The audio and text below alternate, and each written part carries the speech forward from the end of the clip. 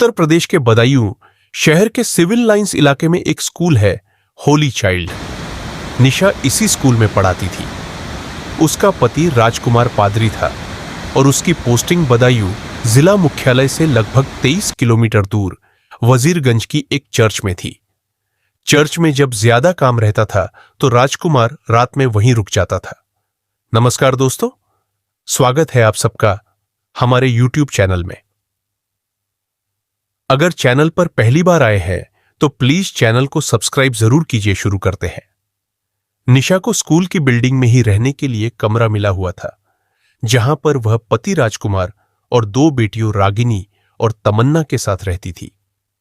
राजकुमार और निशा की मुलाकात लखनऊ में पादरी के काम की ट्रेनिंग के दौरान हुई थी, जो कि VCCI संस्था द्वारा अपने धर्म प्रचारकों को दी जाती है। कुछ मुलाकातों के बाद दोनों एक दूसरे को पसंद करने लगे। निशा मूल रूप से गोरखपुर जिले की रहने वाली थी। उसके पिता दयाशंकर पादरी थे। निशा की बड़ी बहन शारदा की शादी बरेली निवासी रघुवीर मसीह के बेटे दिलीप के साथ हुई थी। इसी के चलते बहन के देवर राजकुमार से निशा की नजदीकियां बढ़ने लगी। दोनों जानते थे कि घर वालों को इस रिश्ते से कोई ऐतराज नहीं होगा, अतः दोनों ने अपनी पसंद की बात अपने परिवार वालों को बता दी थी। राजकुमार ने लखनऊ में अपनी ट्रेनिंग पूरी कर ली, लेकिन किन्हीं कारणों से निशा को ट्रेनिंग बीच में ही छोड़ देनी पड़ी। राजकुमार बरेली निवासी रघुवीर मसीह का बेटा था। रघुवीर मसीह पुलिस विभाग में वायरलेस मैसेंजर के पद पर बदायूं में तैनात था। सन 2014 में पारिवारिक सहमति से राजकुमार और निशा का विवाह हो गया। रघुवीर मसीह के 4 बेटे और 2 बेटियां थीं। सबसे बड़ा बेटा रवि था, जिसकी शादी बाराबंकी निवासी अनुराधा से हुई थी। दूसरा दिलीप था, जिसकी शादी निशा की बड़ी बहन शारदा से हुई थी। उससे छोटा राजकुमार था और सबसे छोटा राहुल। राजकुमार की पहली पोस्टिंग कासगंज जिले के सोरो कस्बे में नवनिर्मित चर्च में हुई थी। इसी बीच राजकुमार की शादी हो गई और रघुवीर मसीह ने कोशिश करके राजकुमार का तबादला कासगंज से वजीरगंज करवा दिया। शादी के बाद कुछ समय तो अच्छा कटा। राजकुमार की मां आशा मसीह ने नवविवाहिता बहू निशा को हाथों हाथ लिया, पर निशा को राजकुमार के घर का माहौल रास नहीं आया। इसलिए उसने पति से कहा कि वह घर में बैठकर वक्त बर्बाद नहीं करना चाहती। निशा इंटरमीडिएट पास थी और उसकी अंग्रेजी भाषा पर अच्छी पकड़ थी। वह सोचती थी कि किसी भी इंग्लिश स्कूल में उसे नौकरी मिल सकती है। नौकरी करने वाली बात निशा ने पति और सास ससुर से बताई तो उन्हें इस पर कोई ऐतराज नहीं हुआ। निशा को इजाजत मिल गई और थोड़ी कोशिश से निशा को होली चाइल्ड स्कूल में नौकरी मिल गई। कालांतर में निशा 2 बेटियों की मां बनी, जिनके नाम रागिनी और तमन्ना रखे गए। अब उनका छोटा सा खुशहाल परिवार था। वे स्कूल परिसर में स्थित कमरे में रहते थे। राजकुमार और निशा का दाम्पत्य जीवन काफी सुखद था। किन्हीं खास मौकों पर वे लोग बरेली चले जाते थे। बदलने लगी निशा की सोच। सब कुछ ठीक चल रहा था, पर वक्त कब करवट ले लेगा, इसका आभास किसी को नहीं था।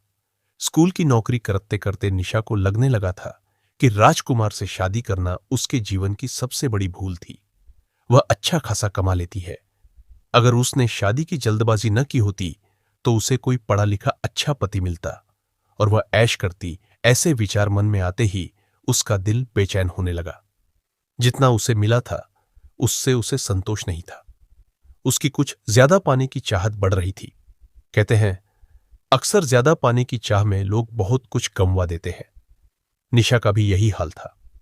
अब धीरे धीरे राजकुमार और निशा के जीवन में तल्खियां बढ़ने लगी।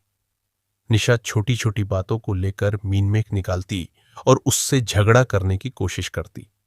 सीधे साधे राजकुमार को हैरानी होती थी कि निशा को आखिर हो क्या गया है। एक दिन निशा ने कहा, तुम क्या थोड़ी और पढ़ाई नहीं कर सकते थे? कम से कम मेरी तरह इंटर तो पास कर लेते। पढ़े लिखे होते तो तुम्हारा दिमाग भी खुला होता। मैं ज्यादा पढ़ा लिखा ना सही, पर अपने काम में तो परफेक्ट हूं। लोगों को अपने धर्म का ज्ञान बेहतर तरीके से देता हूं। हालांकि मैं केवल हाई स्कूल पास हूं, लेकिन मैंने यह ठान लिया है कि अपनी बेटियों को खूब पढ़ाऊंगा। राजकुमार बोला, बेटियों की फिक्र तुम छोड़ो, यह सब मुझे सोचना है कि उनके लिए क्या करना है। निशा ने पति की बात काटते हुए कहा। राजकुमार तर्क करके बात बढ़ाना नहीं चाहता था, इसलिए वह पत्नी के पास से उठ गया। दोनों बेटियों को साथ लेकर वह यह सोचकर घर से बाहर निकल गया कि थोड़ी देर में निशा का गुस्सा शांत हो जाएगा। थोड़ी देर बाद जब वह घर पहुंचा तो निशा नॉर्मल हो चुकी थी। राजकुमार ने राहत की सांस ली। निशा ने राजकुमार का खाना लगा दिया। तभी स्कूल का चपरासी 20 वर्षीय अर्जुन आया और वह निशा को चाबियां देते हुए बोला, मैडम, मैंने बाकी ताले बंद कर दिए हैं, आप केवल बाहरी गेट का ताला लगा लेना, मैं घर जा रहा हूं। अर्जुन, बैठो, चाय पीकर जाना, निशा ने कहा। निशा के कई बार कहने पर अर्जुन कुर्सी पर बैठ गया। अर्जुन बाबा कॉलोनी निवासी ओमेंद्र सिंह का बेटा था। वह स्कूल में चपरासी था और उसका छोटा भाई किरणेश स्कूल के प्रिंसिपल के घर का नौकर था। कुछ देर में निशा चाय बनाकर ले आई। चाय पीकर अर्जुन चला गया, लेकिन राजकुमार के दिल में कुछ खटकने लगा। उसने निशा से कहा, मुझे इस अर्जुन की आदतें कुछ अच्छी नहीं लगती। वैसे भी ये स्कूल का चपरासी है और तुम टीचर, तुम्हें अपने स्टैंडर्ड का ध्यान रखना चाहिए। निशा ने तुनक कर कहा, मैंने ऐसा क्या कर दिया जो तुम मेरे स्टैंडर्ड को कुरेद रहे हो? राजकुमार ने कोई जवाब नहीं दिया। वह बात को बढ़ाना नहीं चाहता था, लेकिन उस दिन के बाद निशा का ध्यान अर्जुन पर टिक गया। जब वह अकेली होती तो अचानक अर्जुन उसके ज़हन में आ बैठता। निशा के दिल के दरवाजे पर दस्तक दी। अर्जुन ने कुछ दिनों बाद राजकुमार की तबीयत खराब हो गई। वह कभी कभी 2 दिन तक चर्च में ही रुक जाता और बदायूं नहीं आ पाता था। इस अकेलेपन ने निशा को गुमराह कर दिया। अर्जुन एक स्वस्थ और स्मार्ट युवक था। वैसे भी निशा के साथ वह घुलने मिलने लगा था। अब राजकुमार की गैर मौजूदगी में वह निशा के कमरे में आ जाता और उसकी बेटियों के लिए खाने पीने की चीजें ले आता था। निशा के मन में अर्जुन अपनी जगह बनाने लगा था। निशा भी अर्जुन के बारे में सोचती रहती थी। वह उसकी मजबूत बाहों में समाने के लिए बेताब रहने लगी थी। उधर अर्जुन निशा को चाहता तो था, लेकिन निशा के पति की वजह से पहल करने की हिम्मत नहीं जुटा पा रहा था। कहा जाता है कि फिसलन की ओर बढ़ने वाले कदम आसानी से दलदल तक पहुंच जाते हैं। यही निशा के साथ हुआ। एक दिन शाम को निशा के पास राजकुमार का फोन आया। उसने कहा कि वह आज रात को घर नहीं आ पाएगा। इस फोन कॉल ने निशा के दिल में हलचल मचा दी।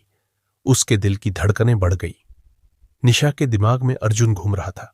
उसने कमरे से बाहर निकलकर देखा तो उस समय अर्जुन स्कूल के अपने काम निपटाकर घर जाने की तैयारी कर रहा था। तभी निशा ने उसे आवाज देकर बुलाया, अर्जुन, तुम कमरे में आओ, कुछ बात करनी है। अर्जुन कमरे में आ गया। निशा उसके लिए चाय बनाकर ले आई। निशा ने चाय का प्याला उसकी ओर बढ़ाते हुए कहा, अर्जुन, आज रात राजकुमार घर नहीं आएगा। अकेले में मुझे डर लगेगा। तुम आज रात यहीं रुक जाओ, जिससे मेरा भी मन लगा रहेगा। अर्जुन ने गहरी नजर से निशा को देखा। उसे निशा का अंदाज कुछ अजीब सा लगा। उसकी चुप्पी देखकर निशा ने पूछा, कुछ परेशानी है क्या? नहीं मैडम, ऐसी कोई बात नहीं है। मैं सोच रहा हूं कि अगर साहब को पता चला तो पता नहीं वो मेरे बारे में क्या सोचेंगे। वह तो वैसे भी मुझे पसंद नहीं करते। तुम उनकी चिंता मत करो, तुम्हें मैं तो पसंद करती हूं ना। निशा ने मुस्कुराते हुए कहा तो अर्जुन की भावनाओं में जैसे तूफान उठने लगा। उसने उसी समय जेब से मोबाइल निकाला और अपने घर फोन करके बता दिया कि स्कूल में कुछ काम होने की वजह से वह आज घर नहीं आ पाएगा। इसके बाद अर्जुन उसके कमरे में बैठ गया। निशा ने खाना बनाने की तैयारी शुरू कर दी।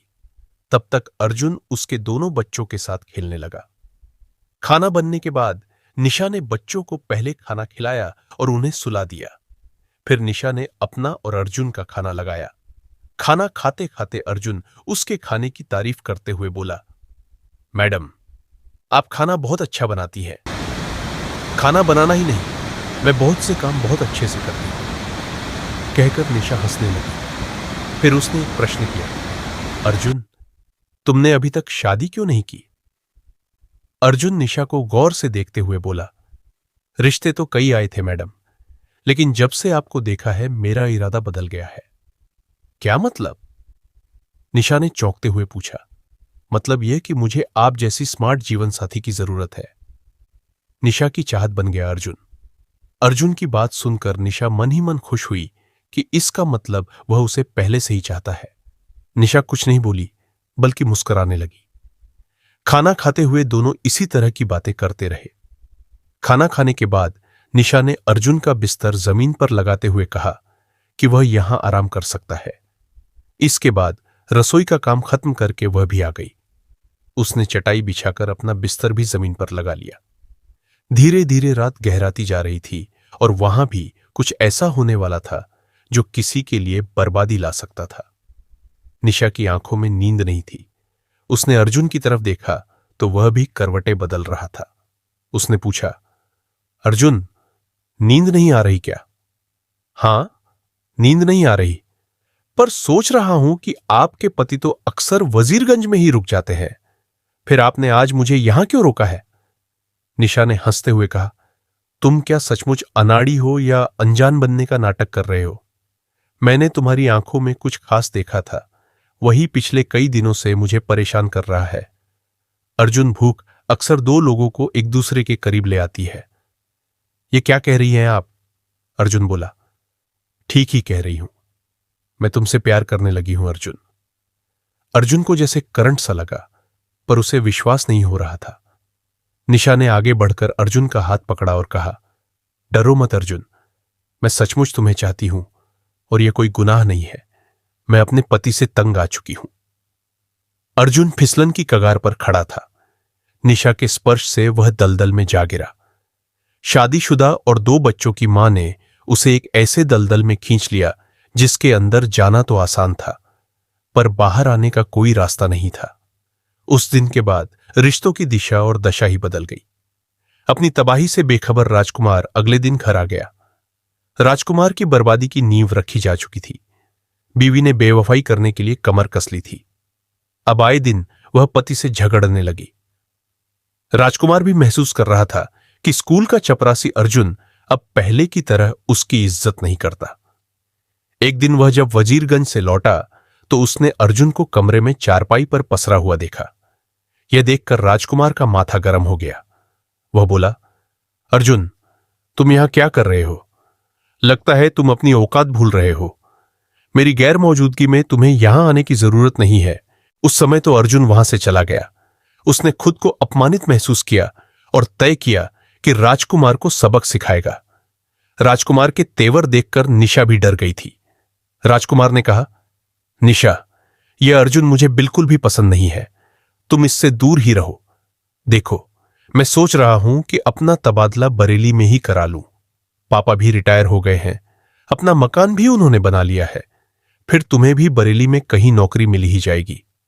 देखो, अर्जुन इसी स्कूल में काम करता है। तुम्हारे जाने के बाद वह मार्केट से घर की जरूरत का सामान भी ला देता है। तुम खामख्वाह उस पर गर्म हो रहे थे। देखो, हमें यहां कमरा मिला हुआ है, यहां कोई परेशानी भी नहीं है। और फिर यह बात तुम जानते हो कि मैं जॉइंट फैमिली में नहीं रह सकती।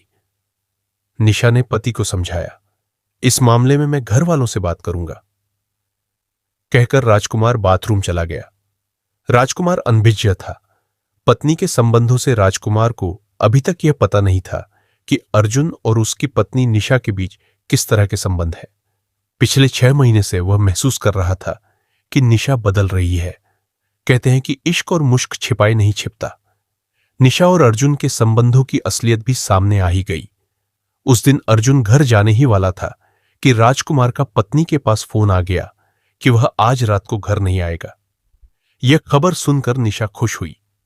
उसने अर्जुन को बुलाकर कहा, आज रात फिर अपनी ही है, क्योंकि राजकुमार आज भी नहीं आएगा। ऐसा करो कि तुम नहा धोकर फ्रेश हो जाओ, तब तक मैं तुम्हारे लिए चाय बनाती हूं। निशा ने गैस पर चाय चढ़ा दी। अर्जुन भी फ्रेश होने के लिए बाथरूम में घुस गया। फ्रेश होने के बाद वह निशा के साथ साथ चाय पीने लगा। चाय की चुस्कियां लेते हुए वह बोला, ऐसा आखिर कब तक चलेगा? हमें कुछ करना ही होगा। हां, करेंगे। कहते हुए निशा ने कहा, अभी तो इन पलों को जियो जो हमें मिल रहे हैं। इसके बाद दोनों मौज मस्ती में लीन हो गए। अर्जुन इस बात से बेखबर था कि उसने बाहरी गेट बंद नहीं किया था। तभी अचानक दबे पांव राजकुमार वहां आ गया। बीवी को अर्जुन की बाहों में देखकर वह अगबबुला हो गया। उसने अर्जुन की टांग पकड़कर खींची और उसे कई तमाचे जड़ दिए। किसी तरह अर्जुन उसके चंगुल से निकलकर भाग गया। तभी राजकुमार ने कहा कि वह इसकी शिकायत स्कूल से करेगा। अर्जुन के चले जाने के बाद राजकुमार ने निशा को जमकर लताड़ा।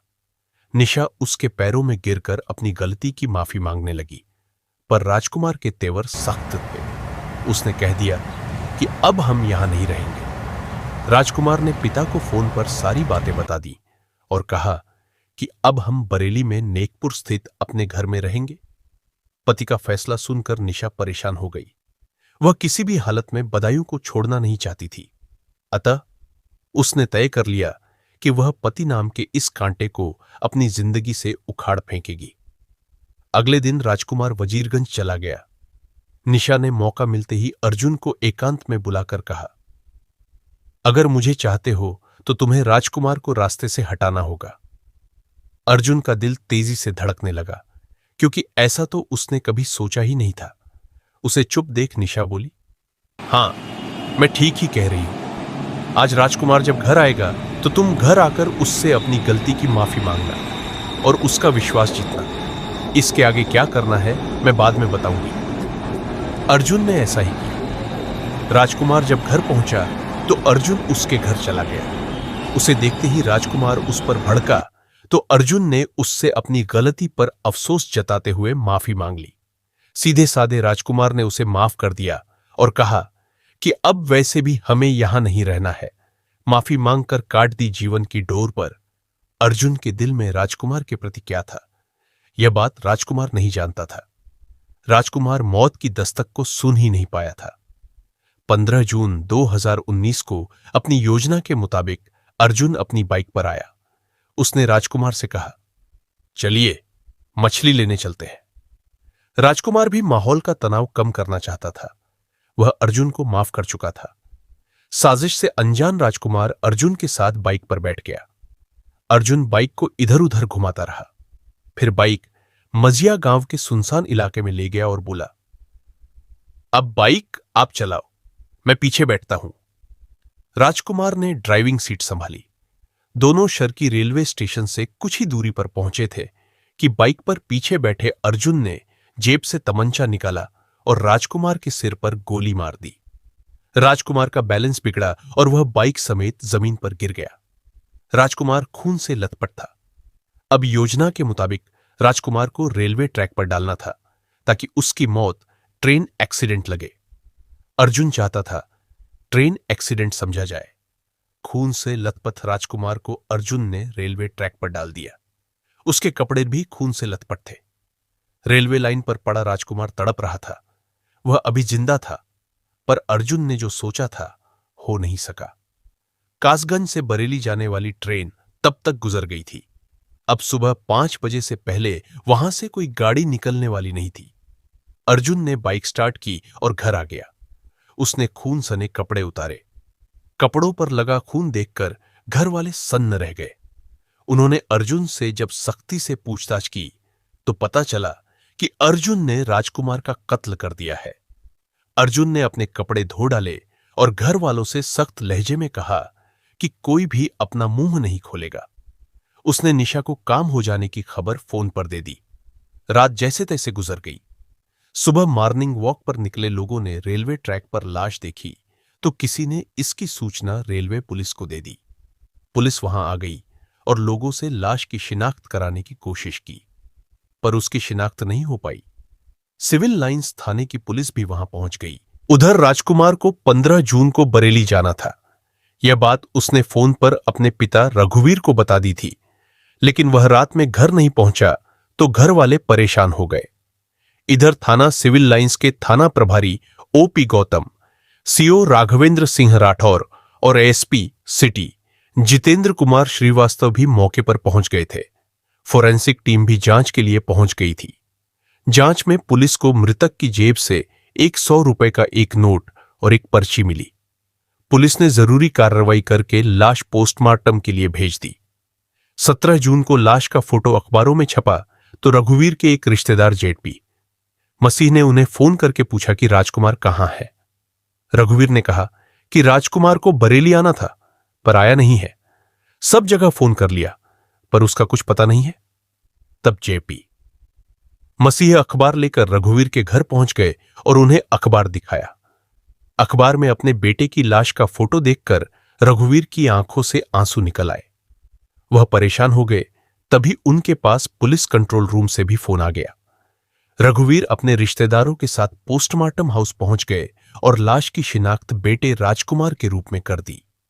निशा भी किसी से खबर पाकर घड़ियाली आंसू बहाती हुई पोस्टमार्टम हाउस पहुंची। वह वहां इस तरह से रो रही थी जैसे उसका सब कुछ लुट गया हो। पोस्टमार्टम के बाद लाश बरेली लाकर उसका अंतिम संस्कार कर दिया गया। निशा के हावभाव देखकर रघुवीर की समझ में कुछ कुछ आ रहा था। उन्हें शक था कि उनके बेटे की हत्या निशा ने कराई होगी, क्योंकि उसे रंगे हाथ पकड़ने पर राजकुमार ने उसकी शिकायत अपने पिता से कर दी थी। रघुवीर ने जांच अधिकारी के सामने अपनी पुत्रवधू और अर्जुन के नाजायज संबंधों का खुलासा कर दिया था।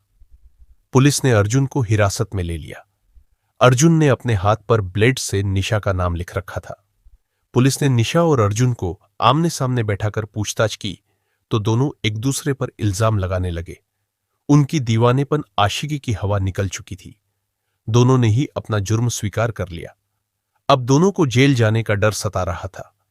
पुलिस ने भादम्य की धारा 302, 201 के तहत मुकदमा दर्ज करके उनसे विस्तार से पूछताछ की और कोर्ट में पेश कर जेल भेज दिया। रागिनी और तमन्ना ने मां बाप दोनों को खो दिया था। राजकुमार की मां आशा मसीह ने कहा कि उसे तो विश्वास ही नहीं हो रहा कि उनकी बहू उनके सीधे साधे बेटे को मरवा सकती है। अब इस उम्र में उन्हें अपने बेटे की बच्चियों की परवरिश के लिए जीना होगा। निशा के पिता दयाशंकर और मां गीता को बेटी के इस गुनाह पर अफसोस होता है। उन्होंने तो कभी कल्पना भी नहीं की थी कि निशा ऐसा भी कर सकती है। काश राजकुमार मौत की दस्तक को सुन पाता तो उसे अपनी जान से हाथ न धोना पड़ता।